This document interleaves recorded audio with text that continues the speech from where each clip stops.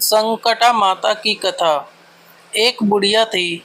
उस बुढ़िया का एक बेटा था जिसका नाम था रामनाथ। रामनाथ धन कमाने के लिए परदेश चला गया। बुढ़िया अपने पुत्र के विदेश जाने के बाद बहुत चिंतित और दुखी रहने लगी, क्योंकि उसकी बहू उसे प्राय नित्य खरी खोटी सुनाया करती थी। इसलिए बुढ़िया प्रतिदिन चिंतित और उदास रहती और घर के बाहर स्थित कुएं पर बैठकर रोया करती थी।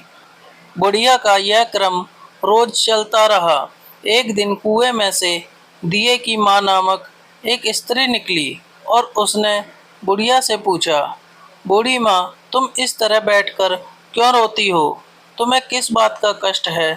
तुम मुझे अपना दुख बताओ, मैं तुम्हारे दुख दूर करने का प्रयत्न करूंगी। बुढ़िया ने उस स्त्री का प्रश्न सुनकर कोई भी जवाब नहीं दिया और रोती ही रही। दिए की माँ बार बार एक प्रश्न दोहराए जा रही थी। वह बुढ़िया इस बात से झुंझला उठी। उस बुढ़िया ने दिए की माँ से कहा, तुम मुझे बार बार ऐसा क्यों पूछ रही हो?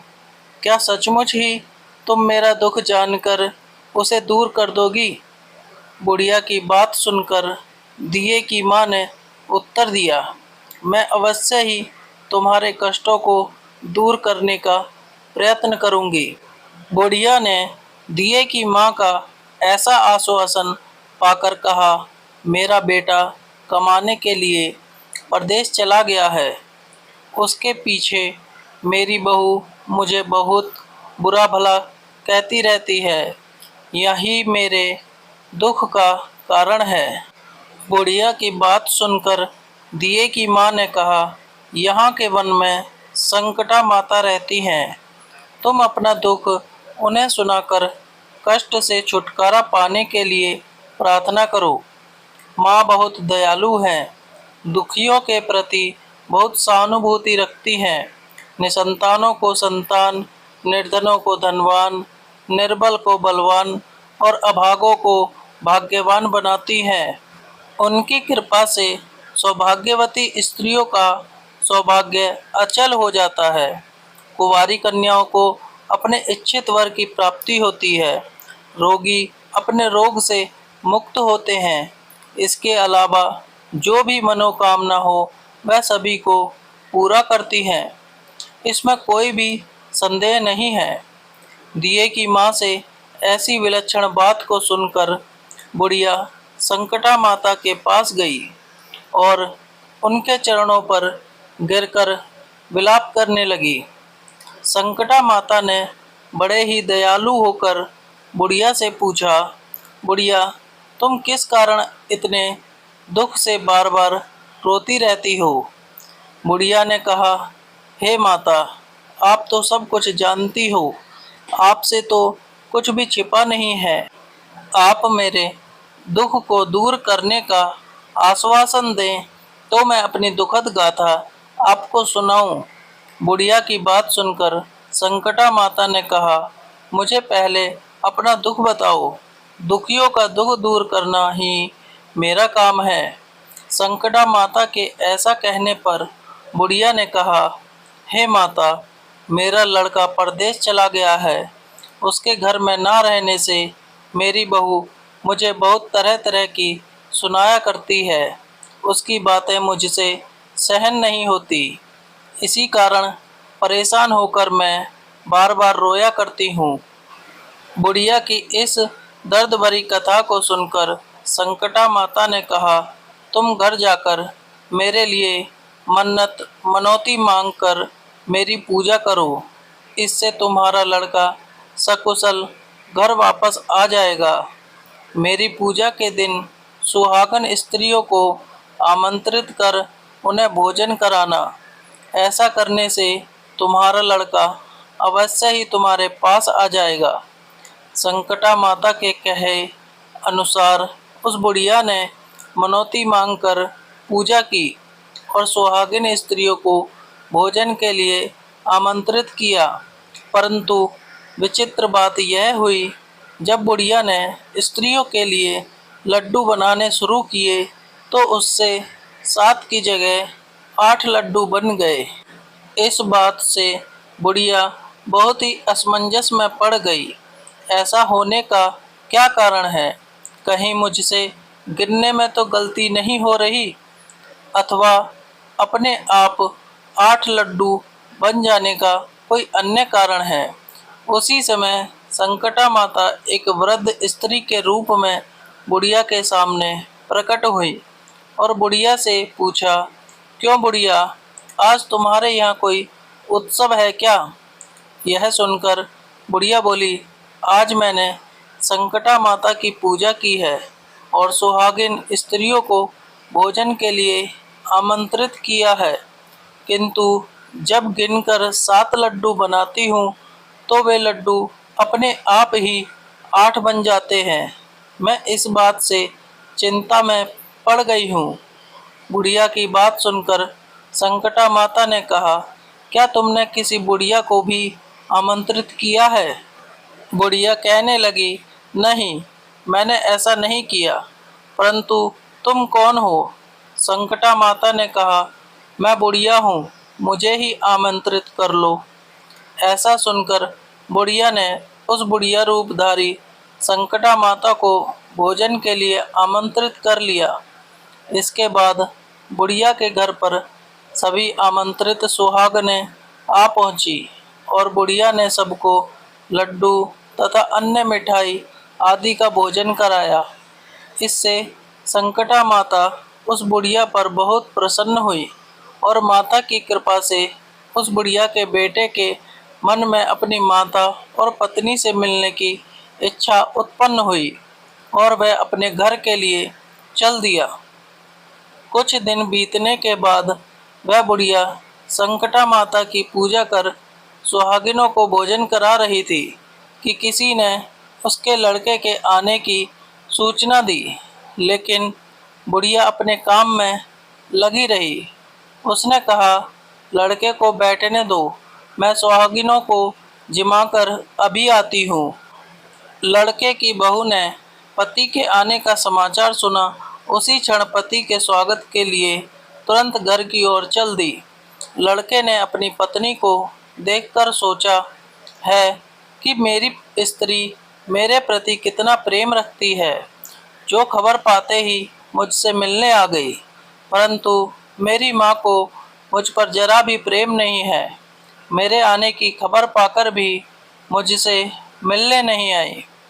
जब पूजा का काम समाप्त हो गया, सभी सुहागिनें भोजन करके अपने अपने घर को लौट गईं। बुढ़िया अपने बेटे से मिलने के लिए उसके पास पहुंची। माँ के आने पर लड़के ने पूछा, माँ अब तक कहाँ थी? माँ ने कहा, बेटा, मैंने तुम्हारी कुशलता के लिए संकटा माता से मनौती मांग रखी थी। उसी को पूरा करने के लिए सुहागिनें जिमा रही थी। संकटा माता की कृपा से उसका मन अपनी पत्नी से हट गया। उसने माँ से कहा, माँ, या तो मैं यहाँ रहूँगा या यह रहेगी। बुढ़िया ने कहा, बेटा, तुम्हें मैंने बड़ी कठिन तपस्या से पाया है, इसलिए तुम्हें छोड़ नहीं सकती। इसलिए चाहे बहू का त्याग भी करना पड़े, मैं कर सकती हूँ। अतः लड़के ने अपनी स्त्री को घर से निकाल दिया। घर से निकलकर बाहर आई तो बहुत दुखी मन से एक पीपल के पेड़ के नीचे बैठकर रोने लगी। एक राजा उधर से जा रहा था। उसे रोता देखकर राजा रुका और पूछा, तुम क्यों रो रही हो? तब उसने अपनी सारी व्यथा राजा को कह सुनाई। राजा ने कहा, आज से तुम मेरी धर्म बहन हो, इसलिए रो मत। मैं तुम्हारी सभी कष्टों को दूर करने का प्रयास करूंगा। यह कहकर राजा उस स्त्री को अपने महल में लेकर आ गया। महल जाकर राजा ने रानी को सारी कथा सुनाई और रानी को कहा, देखो, आज से मेरी यह धर्म बहन है, इसी महल में रहेगी और इसको किसी भी प्रकार का कष्ट नहीं होना चाहिए। राजा के यहाँ पहुंचकर कुछ दिन बाद धर्म से प्रेरित होकर रामनाथ की स्त्री ने भी संकटा माता का व्रत आरंभ कर दिया और संकटा माता के निमित्त सुहागिनों को भोजन कराने के लिए आमंत्रित किया। उसने रानी को भी आमंत्रित किया। जब सभी सुहागिनें लड्डू खाने लगी तो रानी ने कहा, ओ सानी माँ, मुझे तो रबड़ी, मलाई और स्वादिष्ट मिष्ठान ही हजम होते हैं, यह पत्थर समान लड्डू कैसे हजम होंगे। ऐसी अवहेलनापूर्ण बातें कहकर रानी ने लड्डू खाने से मना कर दिया। कुछ समय बाद संकटा माता की कृपा से रामनाथ अपनी पत्नी को खोजते हुए राजा के महल में आया। वहां आकर अपनी पत्नी को संकटा माता की पूजा करते देखा तो संकटा माता को हाथ जोड़कर प्रणाम किया और अपनी पत्नी से कहा, प्रिय, मेरे अपराध को क्षमा करो। पत्नी ने कहा, नाथ, यह सब प्रारब्ध से ही होता है, इसमें आपका कोई दोष नहीं है। आप मेरे ईश्वर रूप हो, मेरे ही अपराध को क्षमा करें। यह कहकर दोनों ने विधि पूर्वक संकटा माता व्रत कथा सुनी, संकटा माता की पूजा की। पूजा को समाप्त कर सुहागिनों को जिमा कर दोनों पति पत्नी अपने घर की ओर प्रस्थान के लिए तैयार हुए।